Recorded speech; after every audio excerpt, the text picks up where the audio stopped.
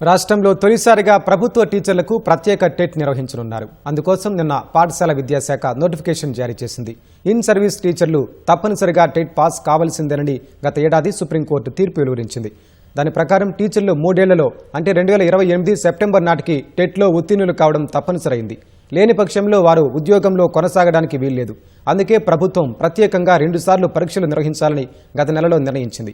ఇప్పుడు తొలి ప్రత్యేక టెట్ నిర్వహణకు సమాయత్తమైంది. రాష్ట్రంలో ఇప్పటివరకు టెట్ పాస్ కాని ప్రభుత్వ టీచర్లు దాదాపు 20,000 మంది ఉంటారని విద్యాశాఖ అంచనా వేస్తోంది. మరోవైపు పదోన్నతులు పొందాలన్నా టెట్ పాస్ కావలసి ఉండటంతో బీఈడీ విద్యార్హత ఉండి ఎస్డీటీలుగా పనిచేస్తున్న వారు పేపర్ 2 పరీక్ష రాయనున్నారు.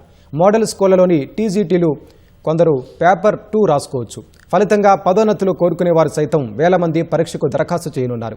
దరఖాస్తుల సమర్పణకు ఈ నెల 29 వరకు గడువుండగా సెప్టెంబర్ 7 నుంచి 11 వరకు ఆన్లైన్ పరీక్షలు నిర్వహించనున్నారు.